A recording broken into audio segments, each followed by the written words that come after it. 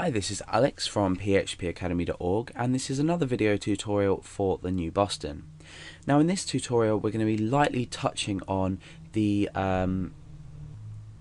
remote address functionality of our predefined server or environmental information. Now you probably always wondered how websites grab your IP address, and it's simpler than you might think. Now in this example, this will grab an IP address, but it won't be reliable, so it's not a reliable way to grab an IP address. So you should definitely not depend on using this method to grab a user's IP. For example, you could have a block list of IP addresses that you want to block from your website, and in this video I'm going to show you how to do this using this method, but I do have another tutorial on how to grab the user's IP in a more reliable correct way.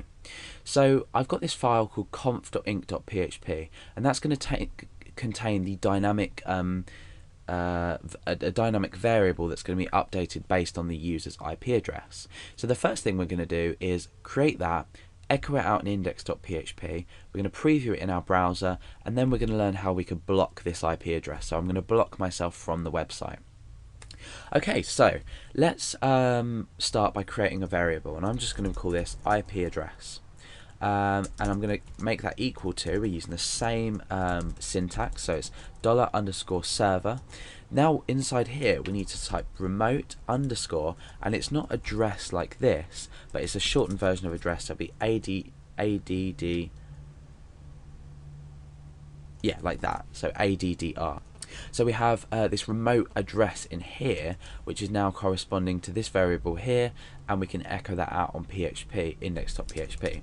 So the first thing we're going to do, in capitals, so we're going to require our conf.inc.php, and if you haven't already looked at what require or include do, take a look back and you'll find another tutorial on that as well.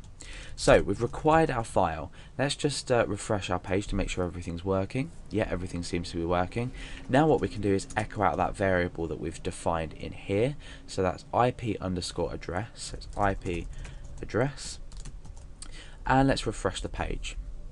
Okay, so at the moment, because I'm running on a local server, you can see that I'm using localhost up here. The IP address is 127.0.0.1, which is a local IP address for every machine.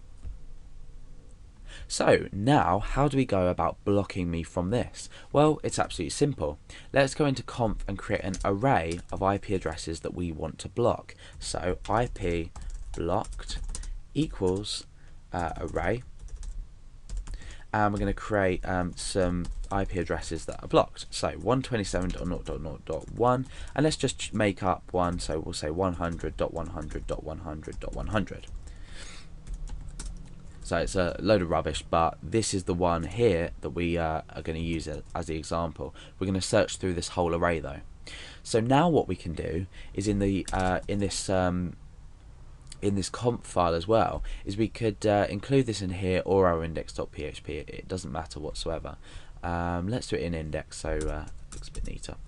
So the first thing we want to do is we want to produce some content down here. So I'm going to create a header saying welcome.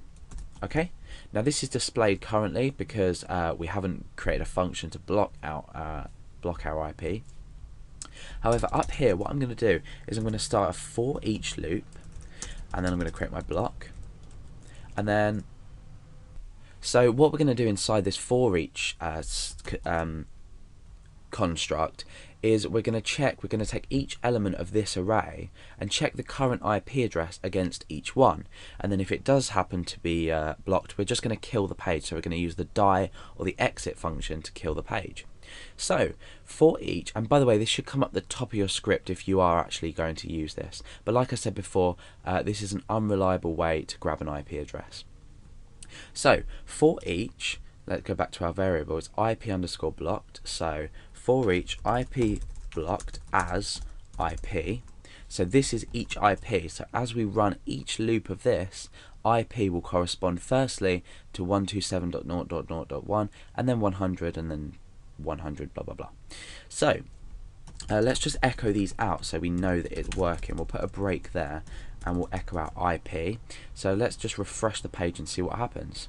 So we've echoed out both them IPs. So now it's logical that we can come inside here and say if IP is equal to IP address, this is the current IP address of the user, then and then inside here we can write a message. So let's just test it for now. If we refresh, you can see that nothing comes up. That's because we've killed the page at this point, and that's it. We're not displaying this header. We've killed everything after this point. So let's come in here and get rid of this and see if that makes a difference, which it will do. So we can refresh and you see that we're allowed access to the page. So now let's create a sort of message to the user to let them know that their IP has been blocked. So your IP address, and then we'd append on IP, so that's the current IP that's been found and blocked. Or no, we can do IP address like that.